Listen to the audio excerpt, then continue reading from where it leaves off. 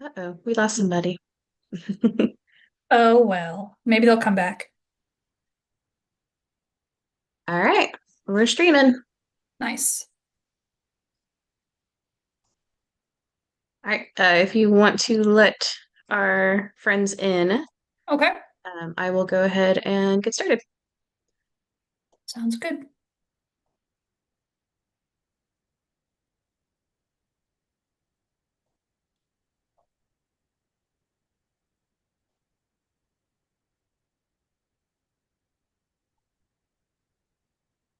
Hi, everybody. We're just getting started. Thank you for joining us today at Writer's Lunch. We do this every week, and we have a lot of fun. Today, I'm going to be doing a spin off of a event that I did about a year ago, and we'll be talking specifically about writing mystery series rather than just one mystery book. I'm also recovering from a pretty bad cold, so please bear with me because I may have to um, move over and cough for a second. So let me get my screen all the way up and get started. Feel free to include your favorite mystery series in the chat while we get going. All right, so this is Writer's Lunch, writing a mystery series. And we're going to be talking about all sorts of mystery stuff. So, a little bit about me before we go. I'm one of the co-founders of the Tomeworks Editing Collective. I've also co-founded Houston Independent Authors, which has been doing events like this for over 7 years around Houston. I'm one of the meetup organizers for the Houston Science Fiction and Fantasy Group, and we meet twice a month at this point, one day to write and one day to chill out and have community. And it's the oldest socialization group for sci-fi and fantasy authors in Houston. So that's really cool. I'm also the co-coordinator of the Houston chapter of the Editorial Freelancers Association, and I'm also the continuity editor for Cursed Dragon Ship Publishing. What's not on here is that I also teach for the Editorial Freelancers Association. I'm going to start teaching editing mystery writing in the fall, and I currently teach their class on editing science fiction and fantasy. So that's a little bit about me, but I know you are not here to hear about me. You're here to learn about writing, right? And the first thing that I kind of want to talk about, and hopefully I can get through this relatively quickly, is that everything you kind of know about the main character, what you've been told about what makes a good main character when it comes to mystery, is wrong. If you've been taught the hero's journey and you've been told that, your character has to be a driver of action and they've got to be manifesting change from the get-go and that they have to go on this chain, this change of personality or this rite of passage. That's actually not quite right for mystery writing. And it's kind of funny because we teach the hero's journey a lot, but the two largest genres that people read, like the two high selling genres, fall under romance and they fall under mystery thrillers and suspense. And for both of those major genre categories, that's not correct. That's not correct. Your hero's journey doesn't really fly with them. So I want to talk just a little bit about what you do expect to see with a detective, even if it's a cozy detective or a hard boiled detective or somebody who's an amateur sleuth. You're going to have some very specific differences from what you might have been told about what a protagonist should look like. Before I go too far, Anna, you are seeing my screen, correct? Yes, I am. Cool beans. All right. So your detective is actually going to be kind of static. They are reactive. They're not going out there, in the middle of the night looking for dead bodies. Generally speaking, you're going to have an expectation that they're going to be sort of woken up. Or dragged from whatever it is that they're doing to deal with whatever the mystery is or deal with the first body. And so they are not really the drivers of the story. They get added into the story once it's already started. It's just being told from the point of view of that detective. Your detective should already kind of be fully formed. This is not necessarily true for origin stories, especially when it comes to cozy mysteries or amateur sleuths. But generally speaking, when the detective comes into the story, they're not some green stick new guy who this is their first case. Again, unless you're doing their origin story, but that's kind of rare. There's somebody who's already had experience. They've had a life experience. They've had losses. They've got something in their history that has taught him how to take on this role of detective. So they are the observer of others. They are not necessarily the driver of the action in the story. And in all honesty, even though we are following them most of the time, they're not going to be the most interesting characters on the page because that might be taken up with the actual bad guy. It might be taken up with your secondary characters and your red herring characters that are going to grab attention and act suspiciously and drag the reader to be like, okay, did they do it? Did they do it? So it's okay for your for your hero to not be.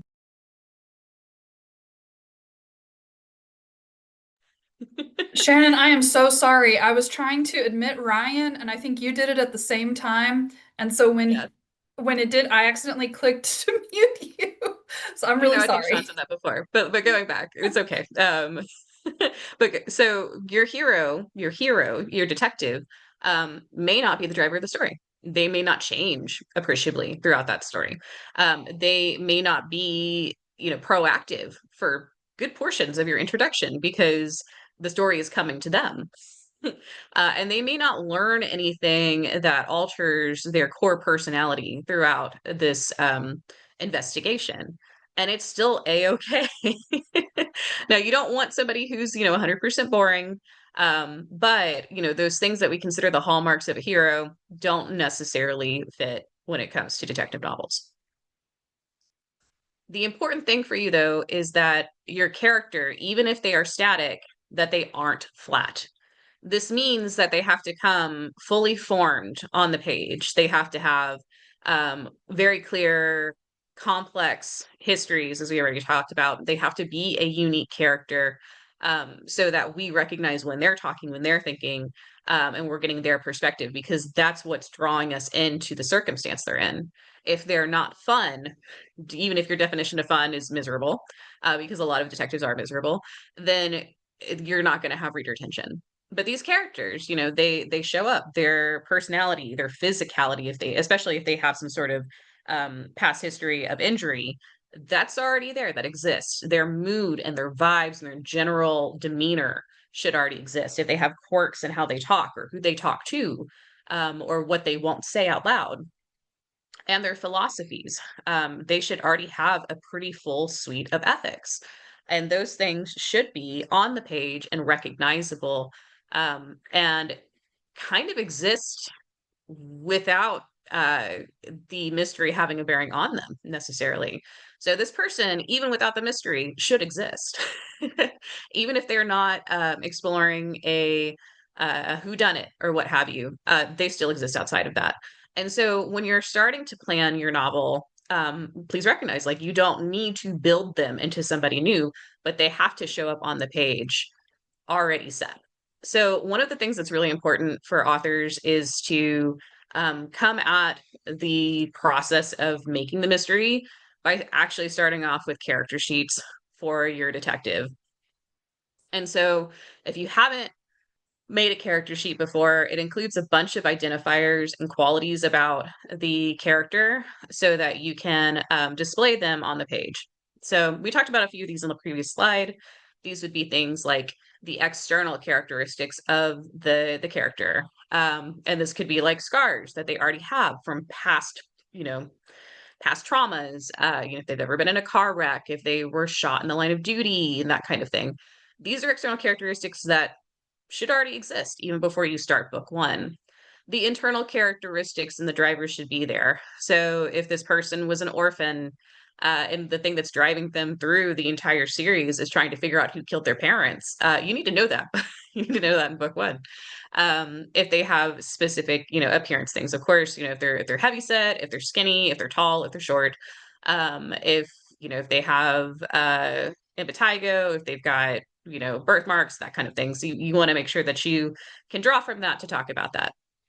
Another important thing is to figure out, and part of their background is what their skill sets are, because it's important for your detective to be able to detect. And we'll talk a little bit more about this when we start talking about plot. But your detective needs to have skills, and they have to have a history that falls in line with a person being able to display those skills.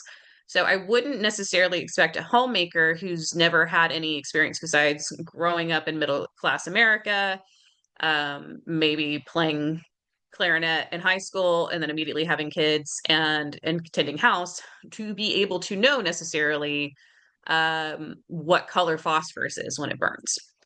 So if you are going to have a character who seems like they would not make a good detective, but they are going to need these backgrounds in order to detect, you're going to have to build in the why. And crazy stuff happens. Maybe that homemaker didn't grow up in middle America. Maybe they grew up in a domestic terrorism cult until they were 15 and escaped it and just wants to be normal. But that might give them some of the skills they would need to recognize information about bombs or details about, the way people start cults that other people wouldn't know. And so their background, their histories, and then again, those skill sets and knowledge bases would have to come from somewhere. Another thing you want to also include is the qualifiers, the things that trip the characters up, because then you can add those fun things into the story. If you have a detective who's really afraid of water and they're going to have to chase a bad guy across a bridge, that's a lot more exciting if you have a reason why, and if it's developed before the story starts, meaning that you understand why they have that problem and that those hindrances are built into the character. You may also want to have some identifying factors. This could be things like specific phrases that character uses all the time, calling cards, and belief systems that may be different than just like a regular person off the street. You also want to build in the history of their situation.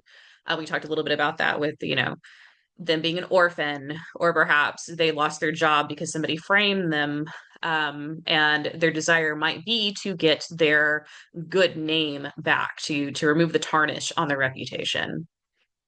You would also like to know, more information about their family, their relationships, both here and now, but also in the past. And then if you're writing something that is speculative or supernatural, or even,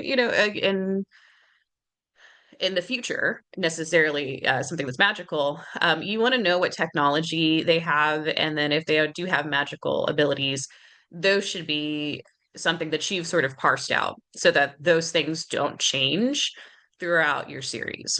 So, for instance, if in the future you have like a handy dandy lie detector that you can carry around with you, you don't want to have that just like show up in book three, because why wouldn't they have used it the entire time? Or if your character is psychic, but the ghosts that the main character talks to can only say 3 words at a time, you don't want to just have for no reason them expand that out to 10 words or a full 1 minute's worth of conversation that they can have. You want to figure out what the limitations are beforehand. And then that way the little gimmies that you have for your subgenre don't feel inconsistent. All right. Most of the time, now you can definitely write in the comment section, if you found something that this doesn't apply to, and there are some subgenres that it doesn't, but most of the time, your detective, your static protagonist comes into the story already defined by a loss.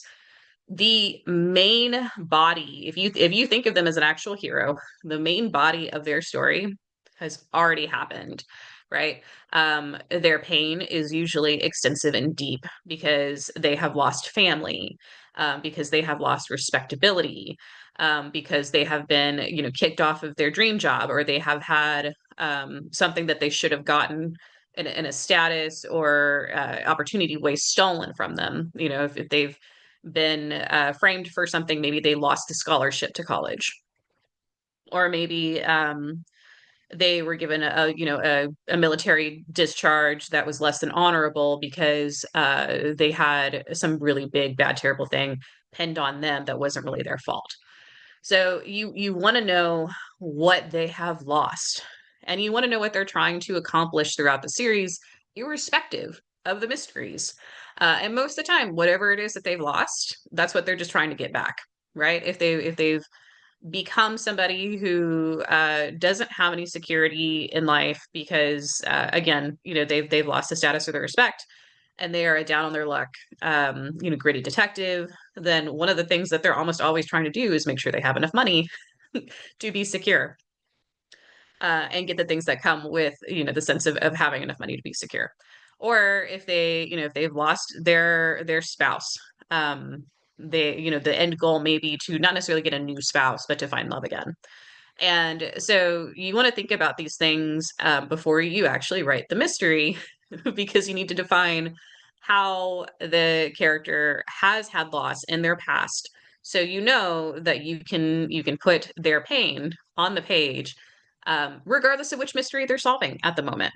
But you also know how to use that pain, and amplify the problems that the detective has throughout that mystery by kind of, doing those tiny jabs to them, right? So if if they have lost a child, if a child got kidnapped, then having a experience where they're trying to investigate maybe the murder of somebody and then find out that there's a child who is missing, that's going to really play into their trauma. And it's good to know these things ahead so that you're not backtracking and rewriting that character again, paid in the third or fourth book in your series. So this is another way where the hero's journey stuff just does not work. Wants and needs are usually the same thing.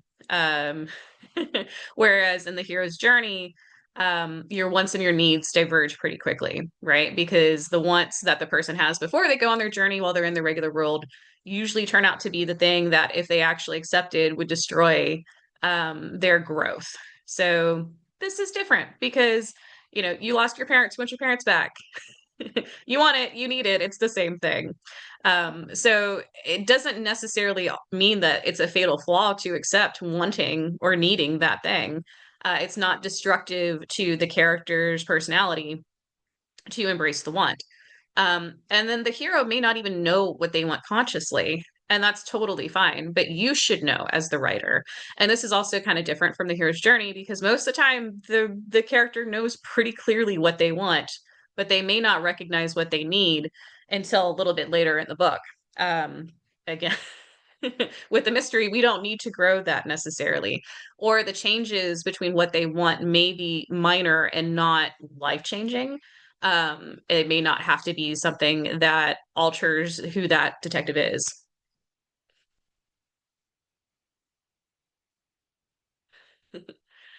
So then we kind of actually get into, how do you write your mystery? For your secondary characters, your static protagonist is going to be a representation of certain things. Now, you do have mysteries and thrillers where you have a superhero kind of character. And especially with thriller, you may have somebody who's like the big tough guy who is trying to save somebody who's in distress. So you think you're like Jack Reacher character, or your espionage thrillers, your James Bond kind of characters. They're a paragon of virtue. They come to you as a classic hero. They are, super strong, super smart, sometimes, and they can withstand a lot of damage that a regular person could not physically. So they have a representation of being almost godlike in their physical skills. Your normal mysteries, often the detective is a sage force. Sorry about the extra D there, to give guidance because of the circumstance they're in. This doesn't always translate because, especially if you get into like gritty noir, it could be that the person who's drowning sees the detective as the buoy or the life preserver. And they aren't necessarily like super smart or super strong. They may also be the person that the intended victim just is going to shove in front of the car so they don't get hit. However, most detective stories, the detective is like the only person who might help the intended victim out. And so they cling to them. This is somebody who is going to save me, and they're the only one that can help me. Sometimes you will have other things, especially in suspense, where you have, you know, a adventurer type character who does most of the getting us into trouble, but also has to get us back out again. Often they are louder, they are the loudest voice in the room, and so they are followed. And they also usually create friendships, or they create community very quickly so that they have other people around when either terrible things go down, or so that they have somebody that they can run to when the stuff goes bad who can help them out. So, most uh, series are episodic when it comes to thrillers.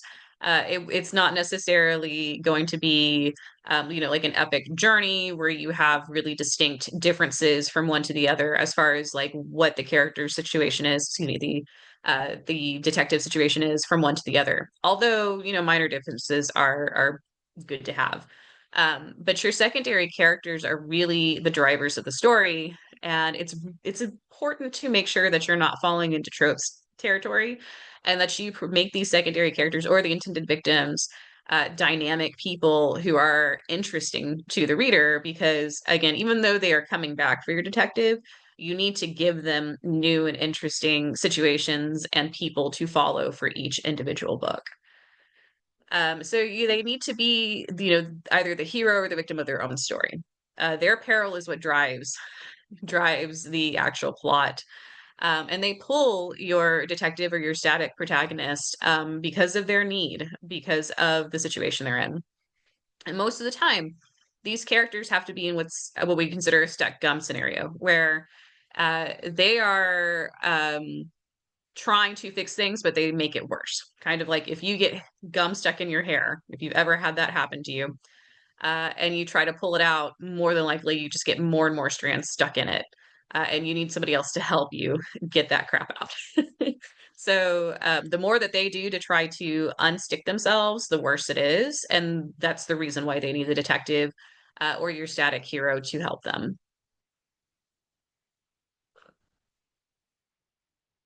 Looking at my time. Okay. So I want to start talking about what you put into your individual stories, and then we'll marry the detective and the actual stories near the end. Your situation and circumstance is going to be two very different things, and these are the situation and circumstance for the intended victim or the protagonist of each story, separate from the detective. Okay, so when you have somebody who is going to be your intended victim, they are going to have a problem that brings the detective in, right? Somebody has kidnapped my child. Somebody is sending me death threats. Something is going on. The circumstance that they are in are the convoluting factors or the larger issues surrounding this acute problem. Most of the time, they don't announce this to the detective. And if they had, the whole case would have been solved a lot easier. But the secrets that they're holding, or the secrets maybe they don't even know about the circumstance they're in, are often the keys to solving the case or solving the problem. So, for instance, this is a speculative one. My soon to be father in law turned into a giant opera singing plant right after I asked my girlfriend's hand in marriage. And his answer to that question is he told me never. And then all of his singing is about a wizard who I pissed off like years and years ago. So now I need the detective's help because I'm in this situation. How do I turn my soon to be father in law back into a person who's not an opera singing plant? And how do I get this curse off of me? um, and so the situation that they're in is like, well, I got told no to marrying the person I want to marry. But the circumstance they are in is a little bit different than that, because the real problem here is that they've pissed off a wizard. At least we think they've pissed off a wizard. Maybe this is a cover for somebody else they've pissed off. Maybe they're being sent to go bother that wizard because the person who really wants them dead knows the wizard might do that for them, right? Like, I'm going to go send you into peril thinking that a certain circumstance is going on so that your conflict is inevitable and that I don't have to do the dirty work. It could be a whole lot of things, but the circumstance that they are in really delineates what the shape of the story is. Anna, would you read the next example on here for me? Yes. My mistress was murdered right after she told me she was going to spill the beans to the tabloids, ruin my marriage, and ensure I'd never get reelected. So in this situation, it isn't even just that your loved one is dead, right? There's these circumstantial things that are occurring around this death that are going to make it a lot harder to figure out who would want the mistress dead. Yeah. And all of them seem like things that would point to you, Anna. This is your Right. mistress, I was gonna as the say, it feels person. like that's burying the lead in that Yeah. second one. But anybody who might know about this mistress doing what she's going to do could be, also interested in their death, may benefit from it. If my wife doesn't care that our marriage is a marriage of convenience and doesn't want to have to play the part of the scorned spouse, maybe they want to kill the mistress before she can say anything so they can keep their status. Maybe somebody inside of my election team or inside the government, doesn't care that I'm keeping a mistress, but thinks that I need to stay in my position to help. That the ends justify the means, and that if they ruin my good name, then all of the political things that I was working towards in my last term are going to go to pot. They might kill my mistress. Um, there's all sorts of other people who could be involved who want to kill my mistress, or excuse me, your mistress. Unless we share a dead mistress. So these are the things that are really going to make the story. And it's easy to uh, get kind of bogged down, like, how do I make something interesting when everything is like, hey, there's a dead body? But that is the way you add circumstance. Anna, would you read this last one? Yeah. My bank accounts have been drained and my accountant has disappeared without a trace. My accountant is also my first wife. She found out that I've been draining funds from my business into my own personal accounts, and I've ignored and neglected my daughter for years. Anna, you're just a bad spouse, man. But Ooh, it's say it. Yeah, but I mean, all of these things they impact both the arc of the story, but they also impact how the static protagonist or your detective play into the story as well. So, regardless of whatever the situation is, your protagonist slash your detective's um, behavior is going to play into that larger circumstance. It's going to admire the larger circumstance and change it. So for that last example, the hired detective can't necessarily openly investigate all the family members or friends, or red herring characters, because if they do so openly and honestly, it goes ahead and reveals the prime target secrets. And those are obviously things that they're trying to keep. So those circumstances make the process of detecting harder. However, if, say, I'm going to reveal one of those secrets in a gambit to see if I can get you to be more honest too, because I've surprised you, and I've kind of thrown something out of left field and you don't have time to put your poker face on, I may do that. I might share something that'll shock you to see if I can get better honesty out of you. So these things all have an interplay.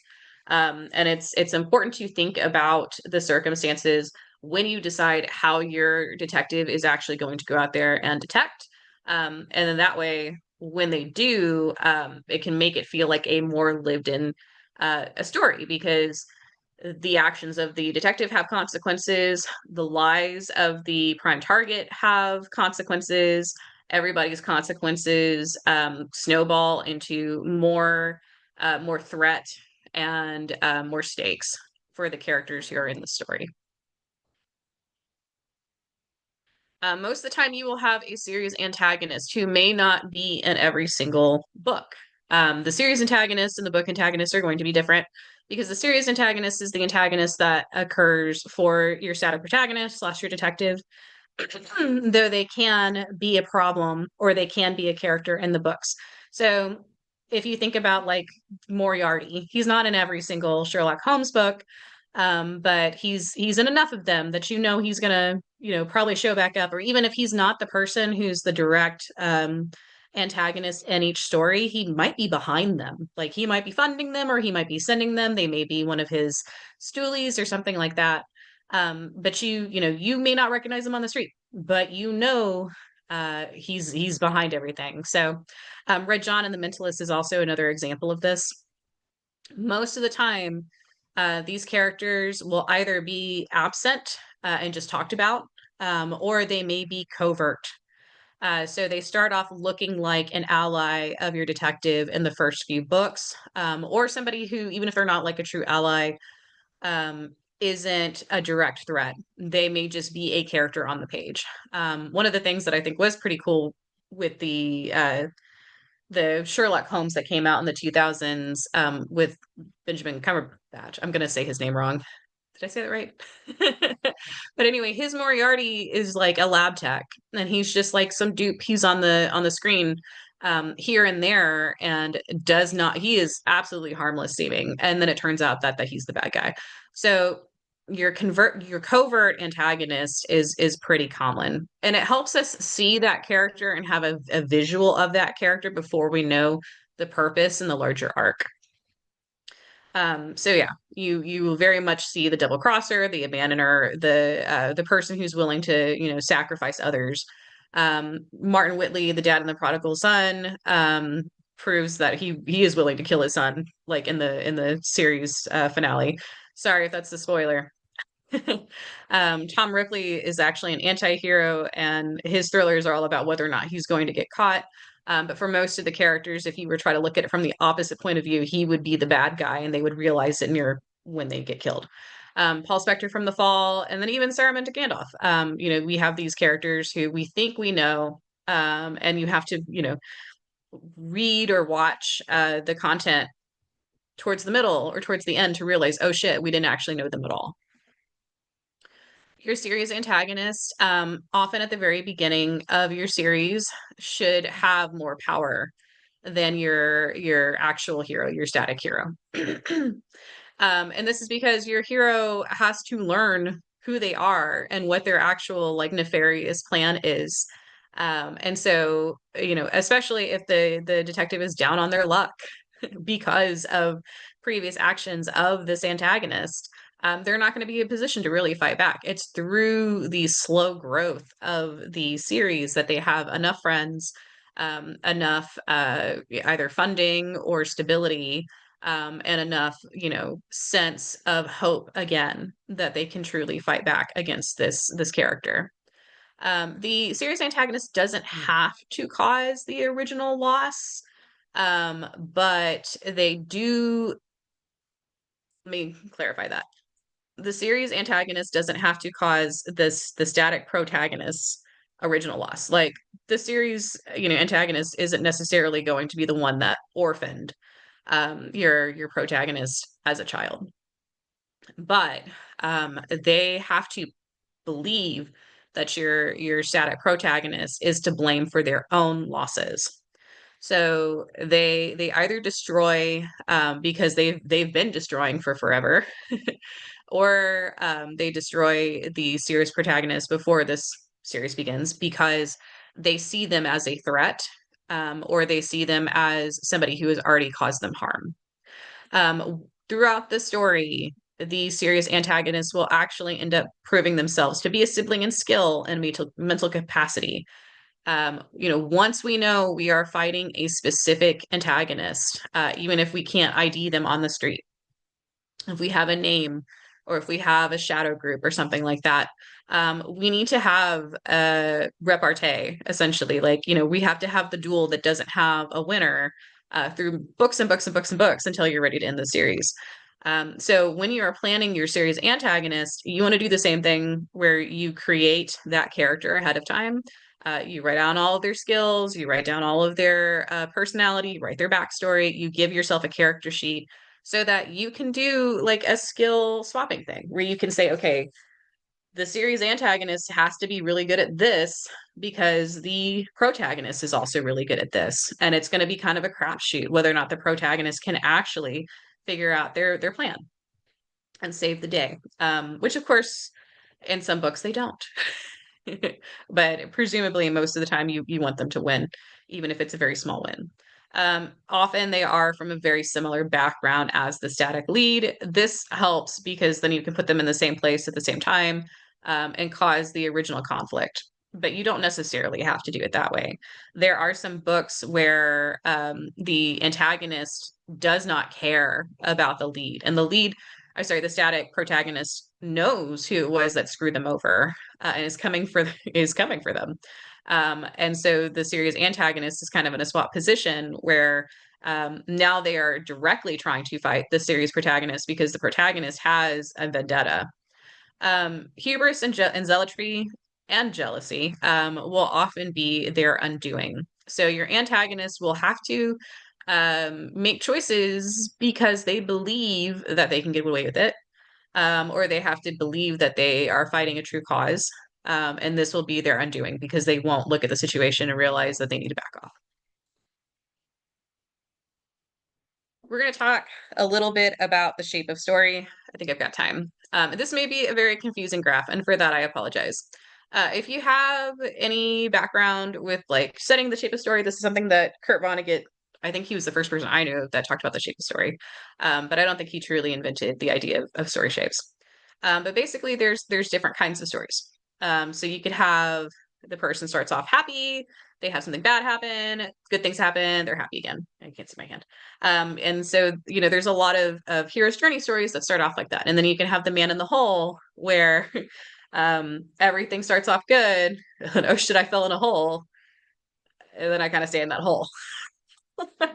A lot of detective and thriller novels are shaped like a Cinderella story. And by that, I mean, they were really happy before the story started. Something terrible happened, like, oh shit.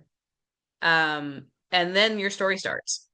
So when you think about Cinderella, the worst thing that's ever happened in her life happens before the story starts. Most of us don't tell the story with her being a happy kid and her dad dying, right? That's part of the backstory. And we start off with Cinderella when she's at her low. But the worst thing that's already happened has already happened. And then she's got, some friends and they help her out. And then she gets to go to the ball and these really nice things happen. And then she just kind of goes back down because like, oh crap, I gotta run away and I don't want the friends to see me. Um, in my regular raggedy clothes. And this is kind of miserable. In the book, she's the queen. Detective stories are very similar. The worst thing that's ever happened to them, their parents died, they lost a job, they've been framed. The worst thing that ever happened starts before the story. You start here when they're kind of down. They're still kind of miserable, but then things get better as they detect throughout the story. And then normally we have a fuck up. Somebody they care about dies. Somebody that they intended to save gets mortally hurt. It's still not the worst thing that's ever happened to them, but it does suck. And then they solve the case, and they're at a relative high. And my little schematic doesn't look great because I had to shorten this arrow, but this is still lower than this.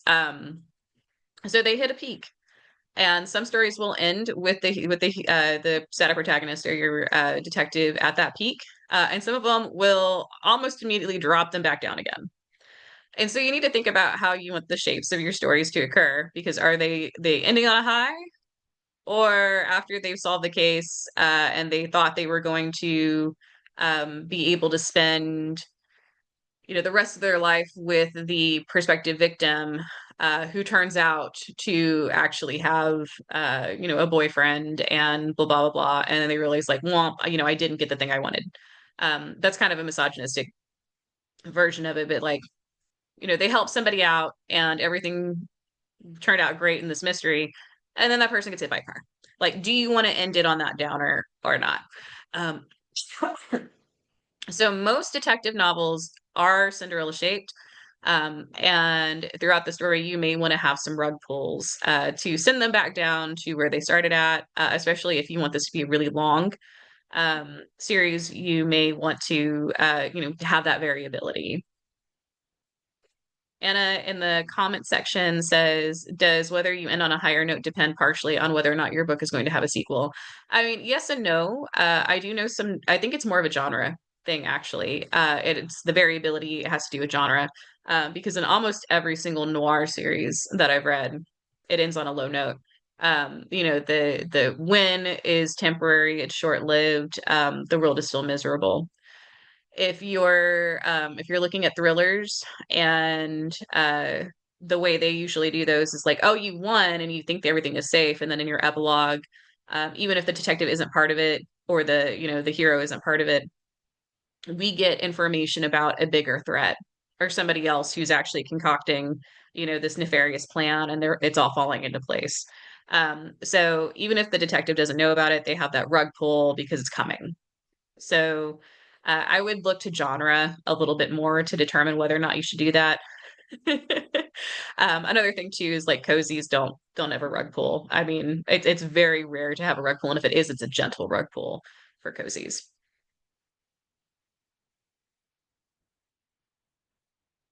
All right, so let's talk about the story and series arcs, right?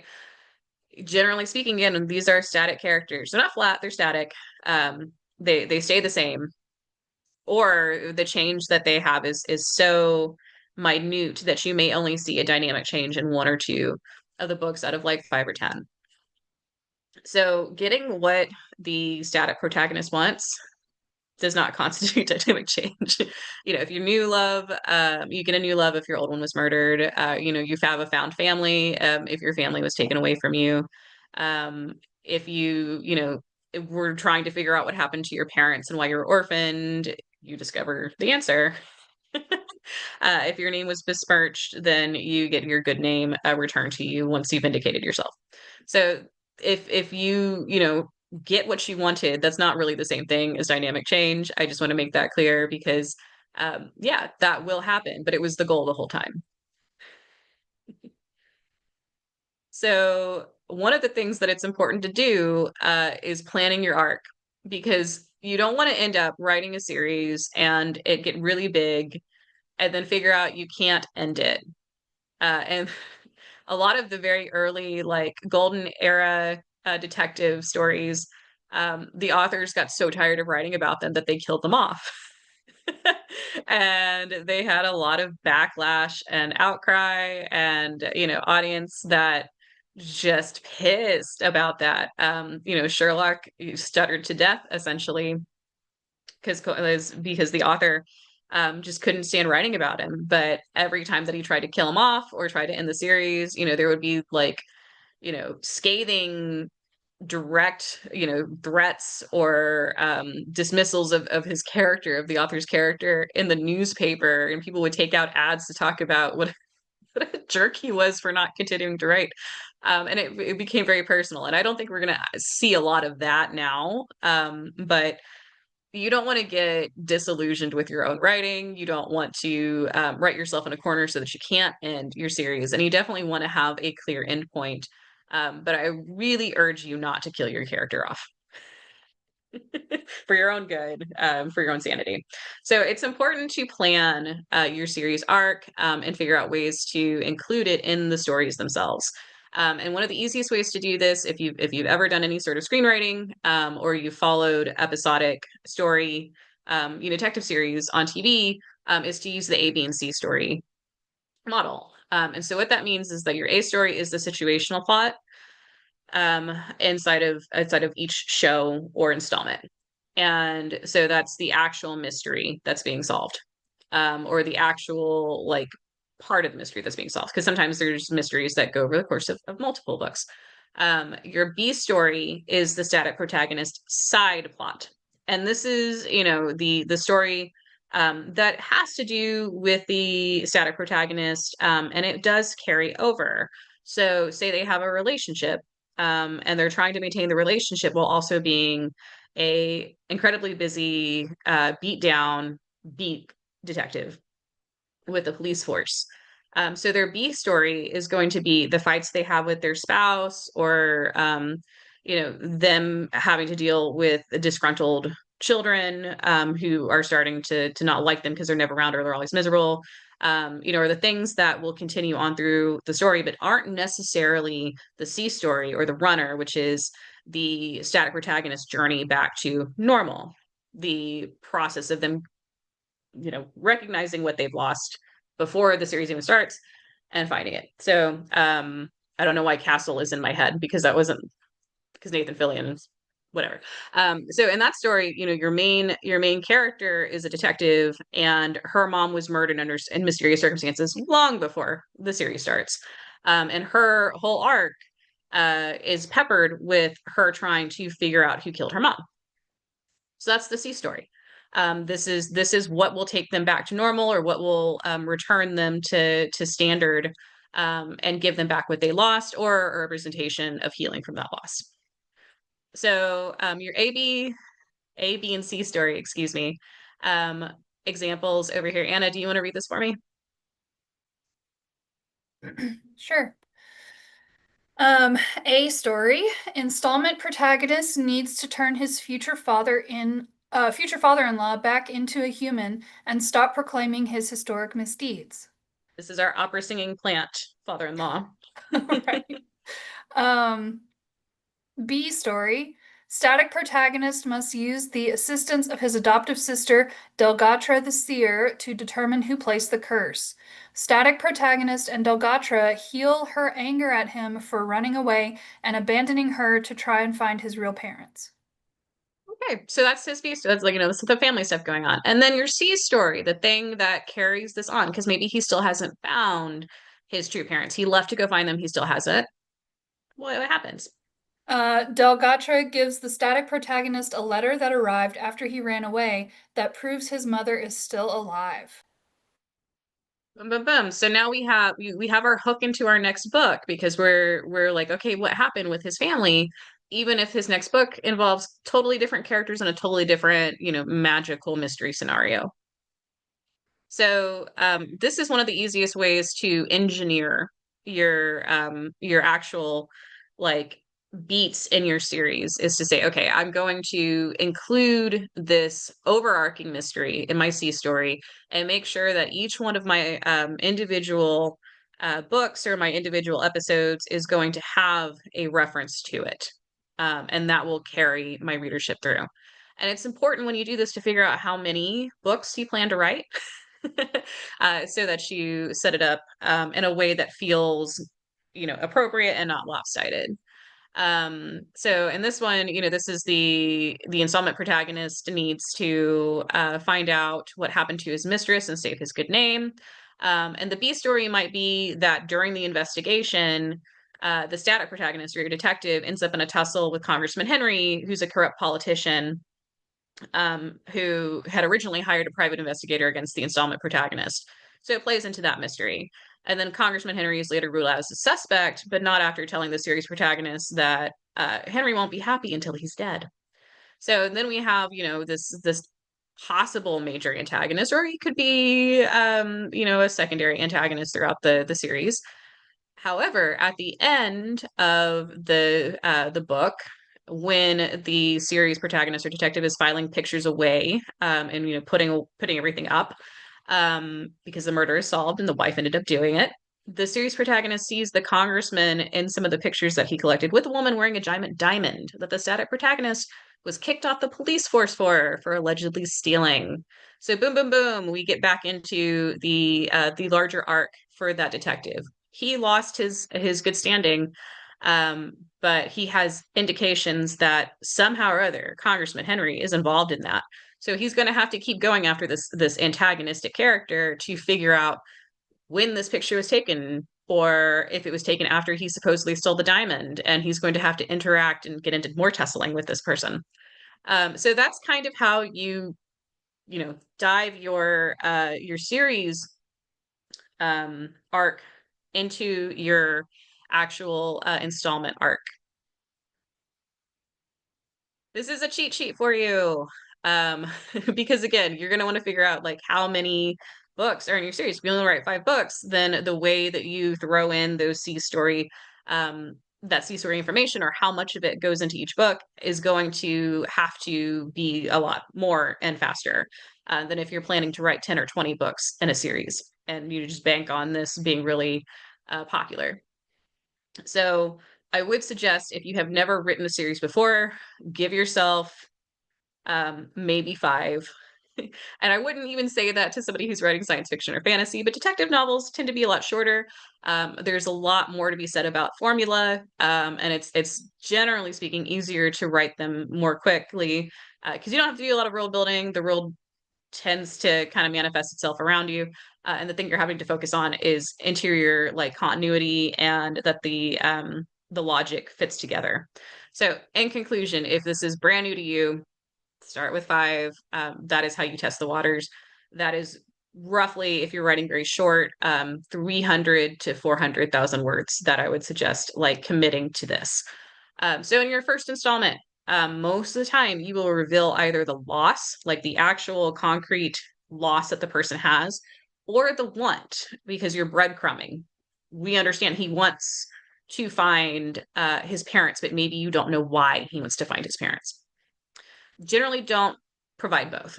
But if it's a very short series, then yeah, you can do both.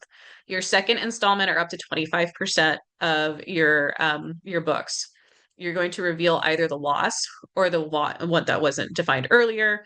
Again, you are breadcrumbing your audience into read through into finishing the series.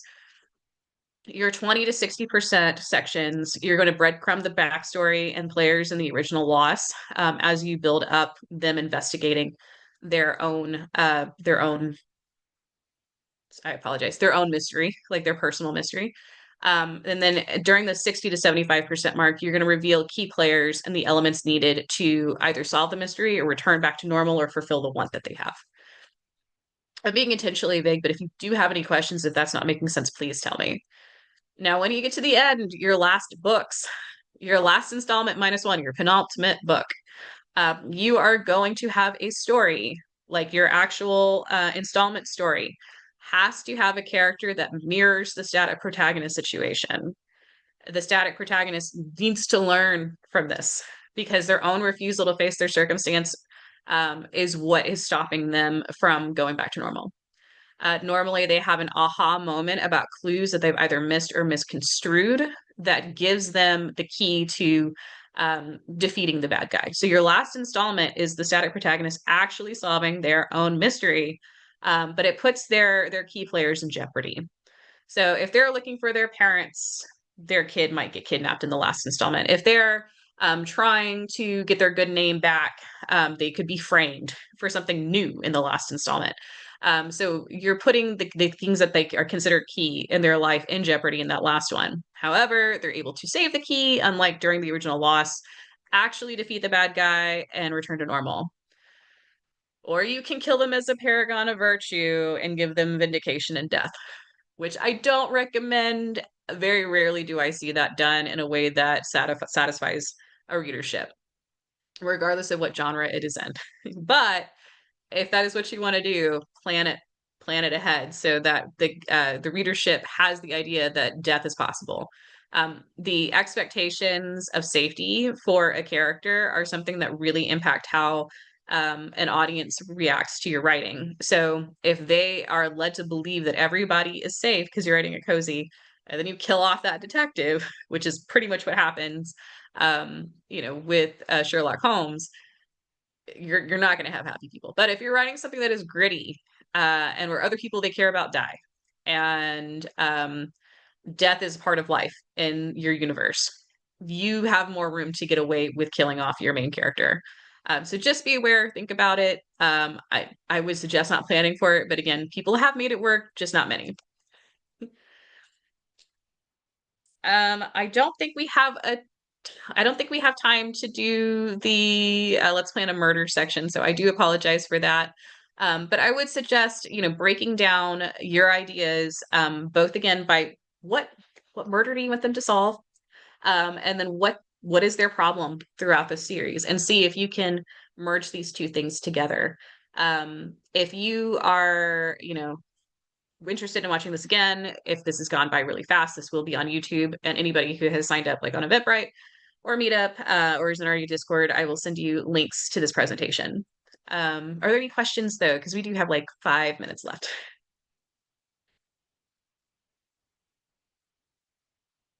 Fantastic. Okay. So, with my last few minutes, I'm going to go ahead and say, if you do have questions, put them in the chat.